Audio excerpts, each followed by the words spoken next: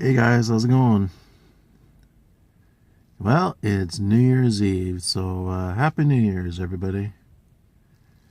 And the Home Depot parking lot is empty. I think there's like one or two cars, well, probably more than that, but not much in this whole lot. And the reason I'm here is because of that. I'm parked in a strategic place where there's a dry spot because we've got snow.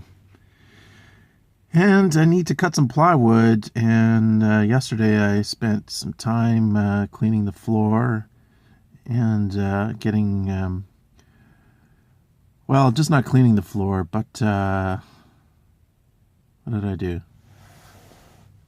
Yeah, not just cleaning the floor, but I sanded it because the idea is the next thing I'm going to do is my bed, and which I'm going to start on tonight. But before I do that, I wanted to have the floor sanded, and it's going to be easier to do that with the with no bed there.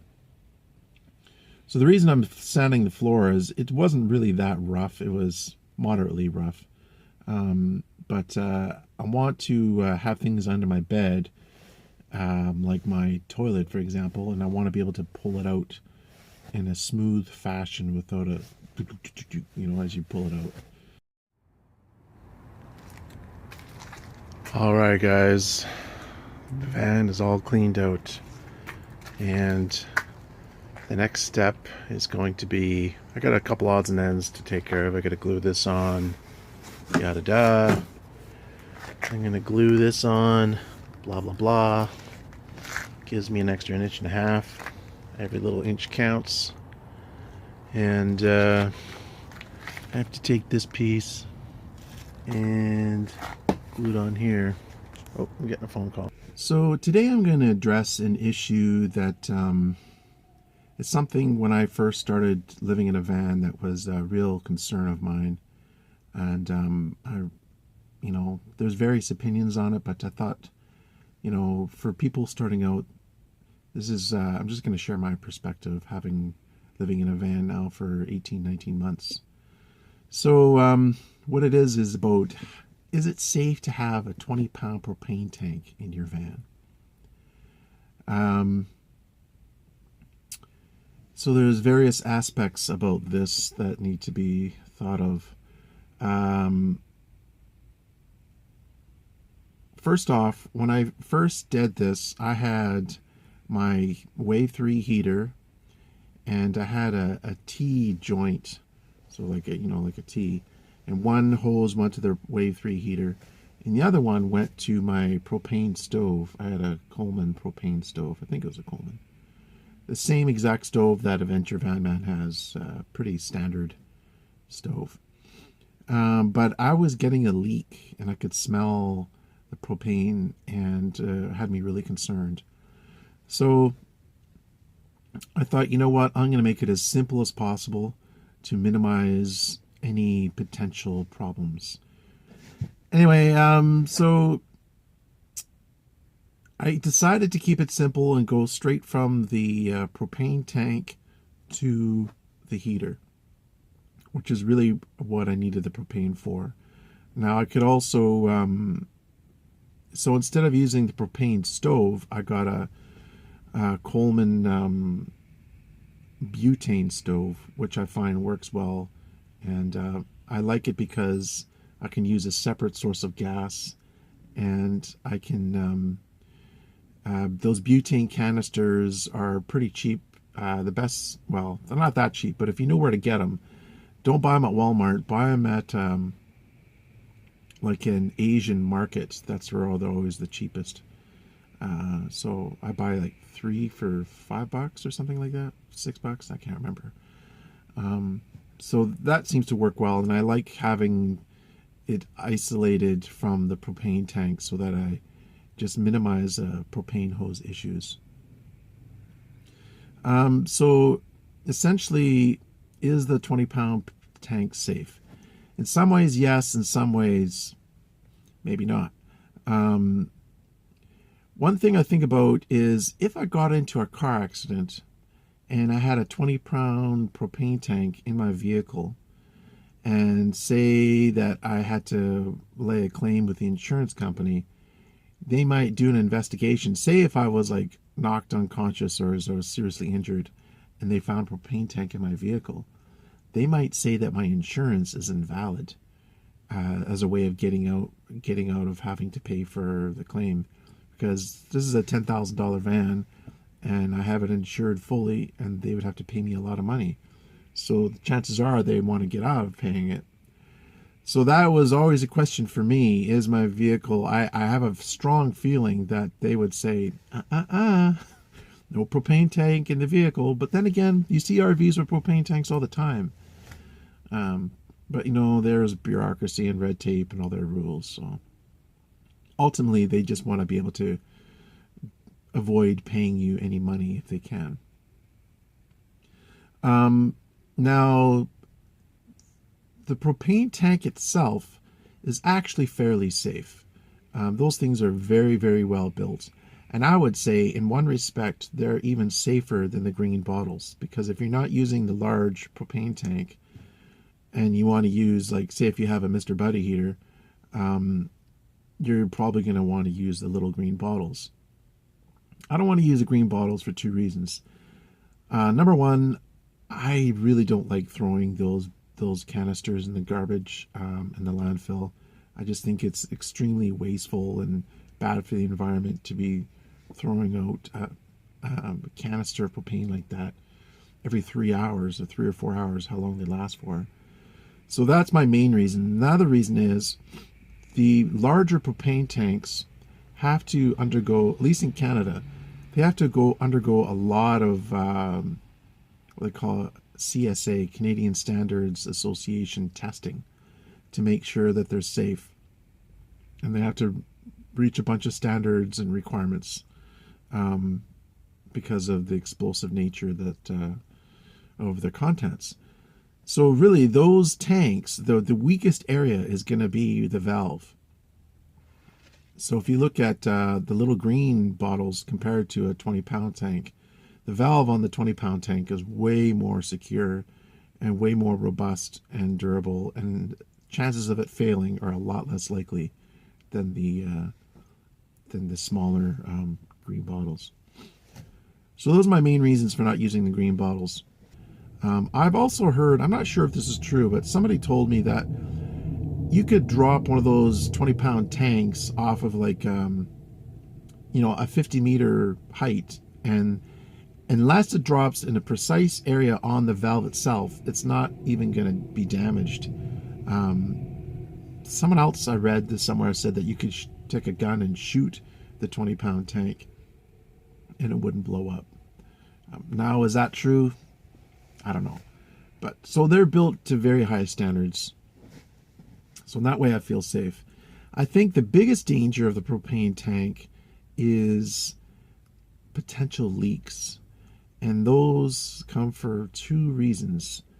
Number one, if you don't have the attachment onto the propane tank fully secured, what you're supposed to do is you're supposed to get some like foamy soap and put it over the attachment area and look for bubbles coming up. Like dish soap would work, for example. And look for bubbles. And if you see bubbles, once it's attached and the gas is on, then you know you have a leak. And also, you're supposed to do that at the point that it attaches to the heater as well. So that is the major issue. Another issue is you should change your propane hose every year. I remember reading on Bob Wells' blog how he said that he had an experience where the coupling that attaches to the hose actually came off when he was using it, and liquid fire literally shot out of the hose, and that's what he said. So he says from now on he changes his hoses every year just to be safe, and I think that's a good protocol. That's a good thing to do. So change your hose every year. Make sure you're very well sealed on the points where you're connecting the tank or the hose to either the heater or to the tank itself. So, is a 20-pound propane tank safe? Well, ultimately, nobody can really answer that question for you. It really has to do a bit of a mind thing, too. You know, if you feel like you're okay with it, and if you're a worrywart, I am a worrywart, by the way. If you're a worrywart, it might cause you stress, and you might say, I don't really want that thing in my van. That doesn't make me feel safe. Then maybe it's not the right option for you. For me, I looked at the alternatives, and really, I don't really see a lot of alternatives that are appealing to me besides using the green bottles, which are cost prohibitive, and like I said, they're just not good for the environment to throw those things in the trash. Now, my first van, I actually, if you can go back, you can see in my old videos, my first van, I built a sealed box with a gamma sealed lid on the top that was, sealed, and I drilled a hole, a 1 inch hole through the bottom of the van, so that if there is a leak, the propane is heavier than air, so it's going to settle on the bottom and go out that hole. I haven't done that this time, and I don't think I will do it, for one main reason.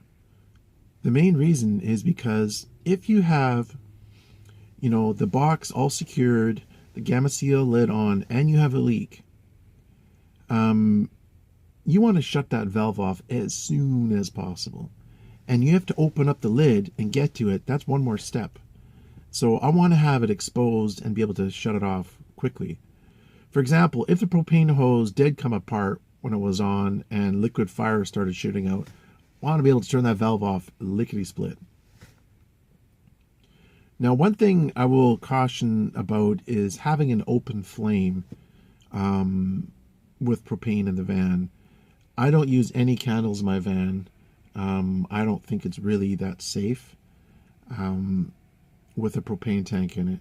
There's also concerns of it tipping over and other issues while you're driving. Of course, you don't want to have a flame in your van while you're driving. But if you have an open flame on, if you have a candle lit for 3 or 4 hours, and for some reason your propane tank develops a leak, more likely the hose develops a leak or the seal isn't properly sealed, you could have big problems. So then I thought, well, wait a minute. When I turn my Coleman stove on to boil water and there's a ring of flame to boil the water, couldn't that cause the propane to explode? Why, yes it could.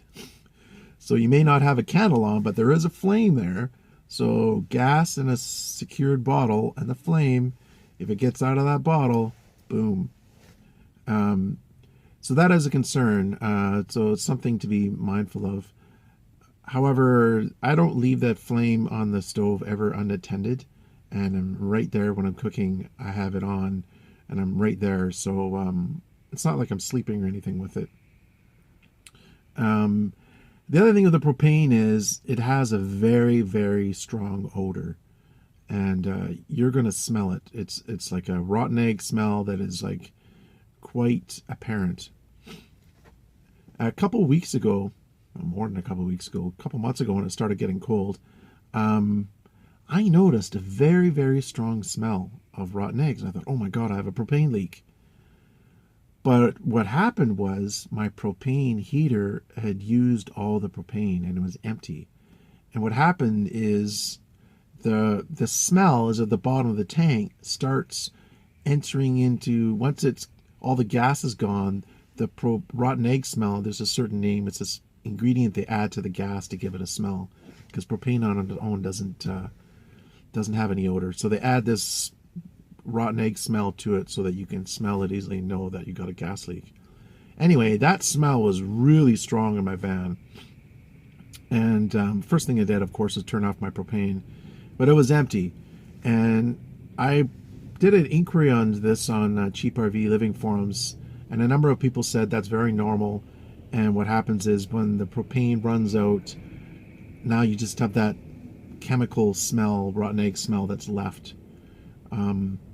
That's still a bit of a question mark for me, but apparently it's happened a number of times to me, and it's never been an issue, except that I just have to make sure I shut that propane off. shut the valve off. But if you have any ideas about that, let me know in the comment section below. Now my concern is, what if I'm sleeping and my propane runs out? I mean, if I leave my wave 3 on all night, and if that propane runs out, then I got that strong odor. I hope that odor is not toxic. It could be, I don't know, like somewhat toxic, I don't know. Is a 20-pound propane tank safe? Well, I hope I've given you lots of information to think about, and you need to come to those conclusions yourself. Overall, I'm fairly confident that it's safe. There are factors you need to think about that I've mentioned, such as leaks and the condition of the hose and various things as previously discussed. But ultimately, it's up to you to decide whether you want to have a propane tank in your van or not. Many van dwellers do, and having done it for 18 months, 19 months now, I'm confident that I feel safe with it. You still need to be very conscientious about using propane. And it kind of reminds me of someone who's a welder or something. When you have that blue flame that's shooting out of that torch, that thing touches your finger, you're in deep trouble.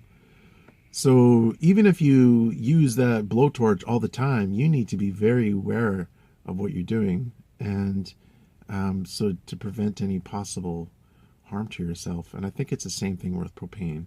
You have to be very aware of what's happening, and not just take it for granted without,